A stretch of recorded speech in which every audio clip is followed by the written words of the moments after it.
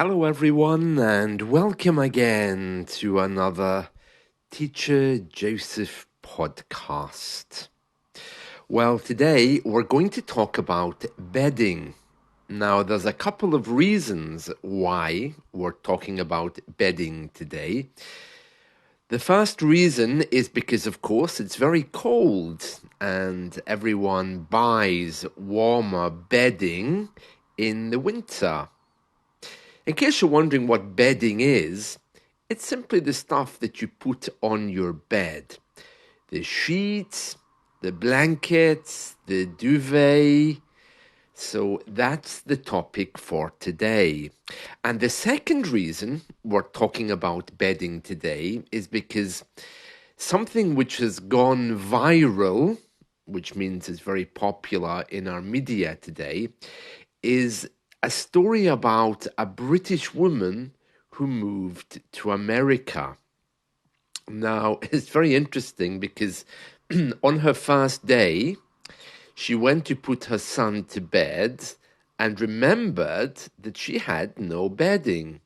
So they just bought a new house, they moved in and realized that they had nothing. So she thought, oh, well, this is America. I'll just go down to the local supermarket and I'll buy what I need. But when she got there, she soon discovered that the way British people describe bedding and the way Americans describe it are completely different. So she was really confused and she really didn't know what she was doing. So we're going to talk about the differences between American style bedding and British style bedding. Of course, it's the same, but the words are different. For those of you who think American English and British English is all the same, you couldn't be more mistaken. And it's not until you go on holiday or you go to live there that you discover that there's all these differences. Okay? So that's what we're talking about today. So this woman, she went to buy a duvet. Now, the duvet, that's the large white thing that you normally lie under. Okay, so it used to be sheets and a blanket, but now most people here use a duvet. It's a large white flat object, like a big fluffy blanket. You put a cover on it and you lie under it. It's a soft, flat bag filled with feathers or some kind of synthetic alternative, and is protected with a removable cover, which we call the duvet cover. Now, that all seems quite straightforward, doesn't it? So that's the first thing I want to tell you about, the duvet, which when you look at it, looks like the word duvets, okay? But actually it's duvet. Now, when she went to buy a duvet in America, she came across something called a comforter. And she was thinking, oh, what? A comforter? What's a comforter? Because we don't have those here in the UK. And it's like a thick, quilted, fluffy blanket, which is kind of like a duvet, but isn't. Okay. By the way, speaking of duvets, here in the UK, duvets, the kind of advertising technique that they use is they always call them Siberian duvets. And that's because here, when we think of Siberia, we think it's cold. So therefore, they use this marketing technique to tell us, oh, this is a Siberian duvet, meaning that it's going to be very warm. And it kind of works. It's just one of those words that we associate with the cold. Another one is Siberian feather duvet.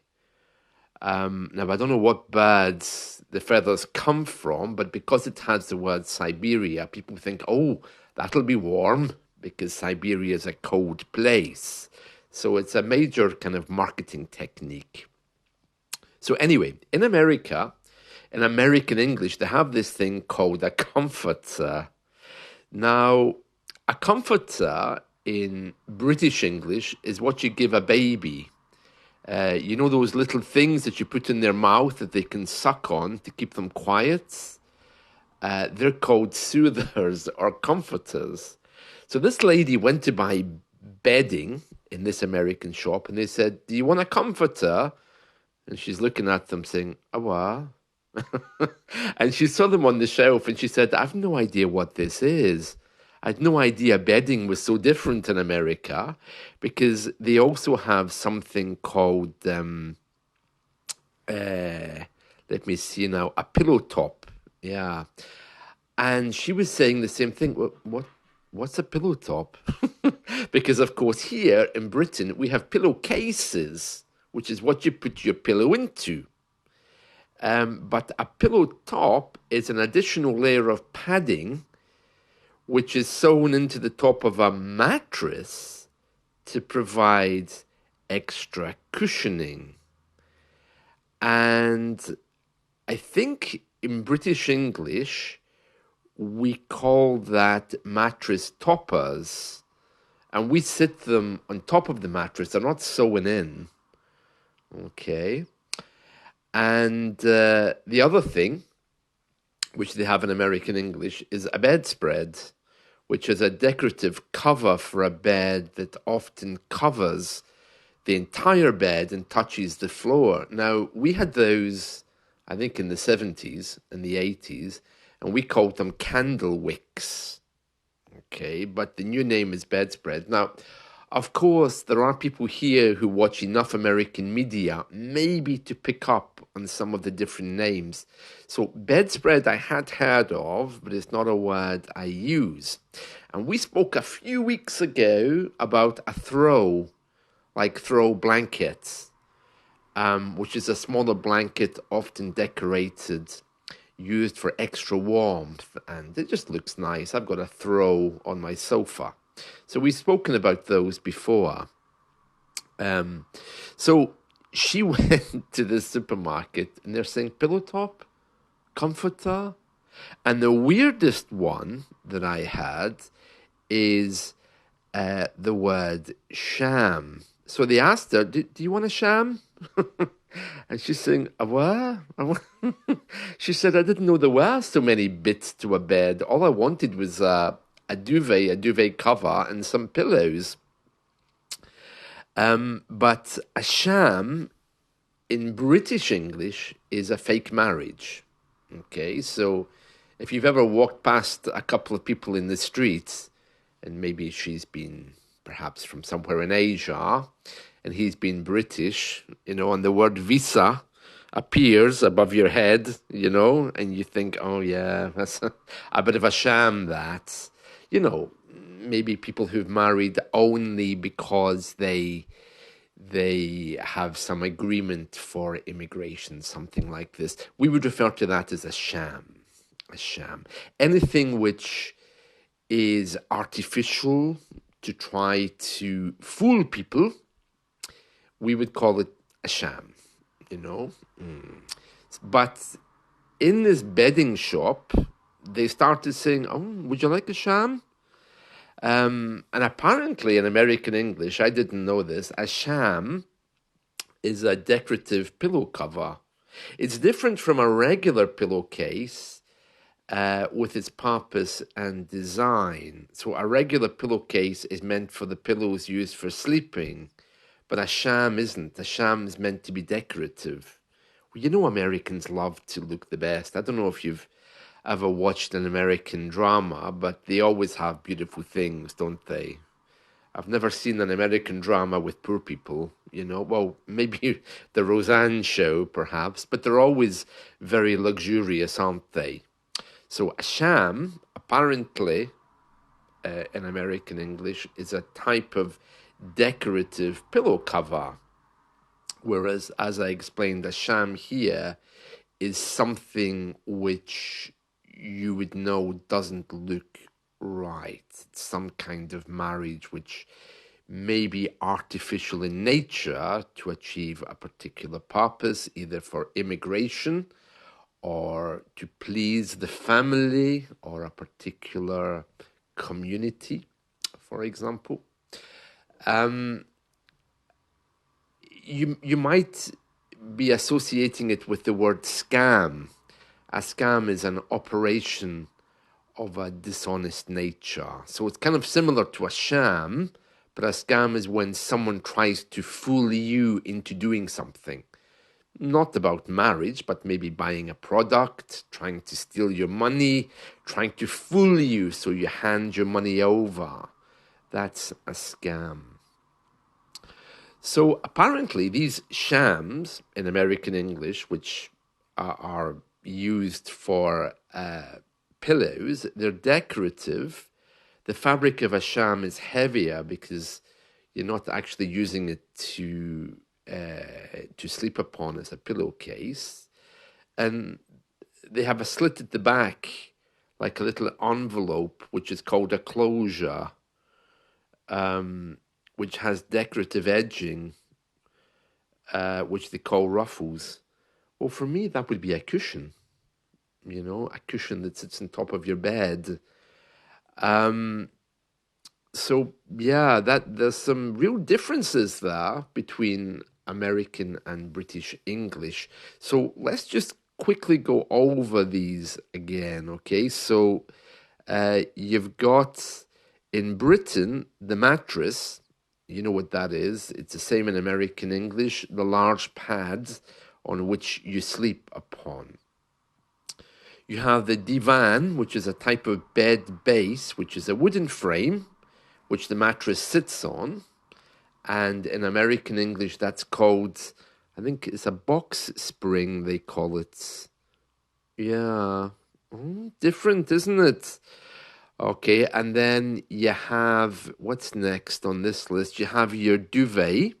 Yeah, that's the same, I think, in American and British English.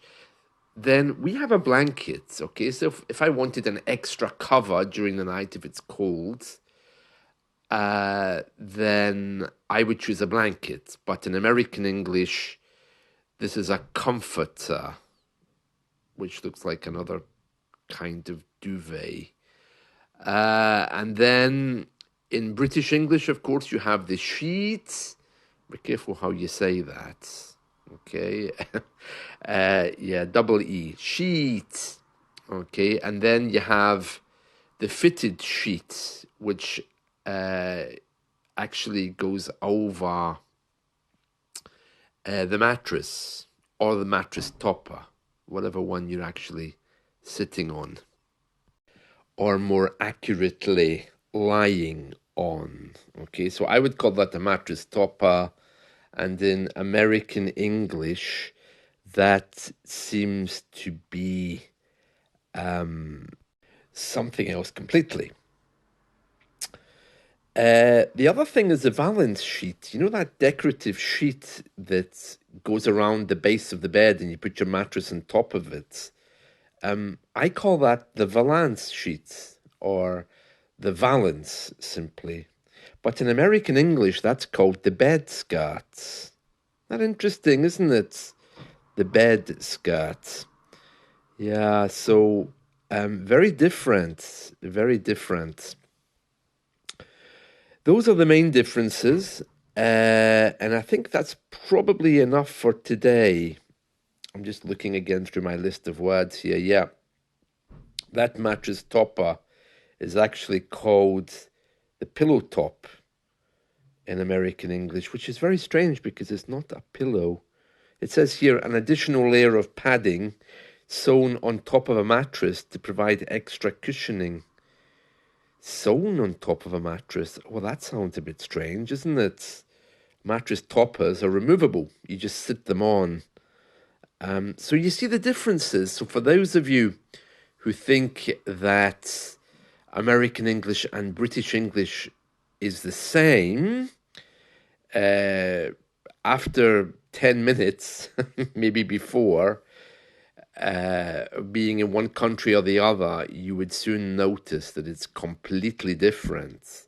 And that's why I'm telling you again, when you're learning, you really need to focus in on one area, because if you don't, you'll be as confused as I am. I mean, I didn't know what a comforter is, and this woman that's clearly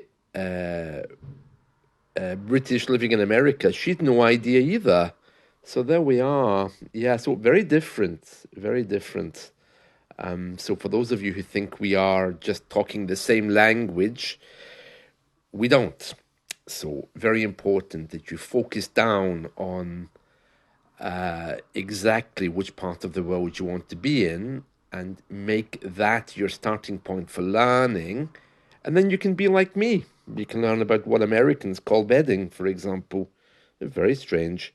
There we are. Okay, that's it from me today. Have a lovely day. I'm going to watch some Christmas movies. See you. Bye.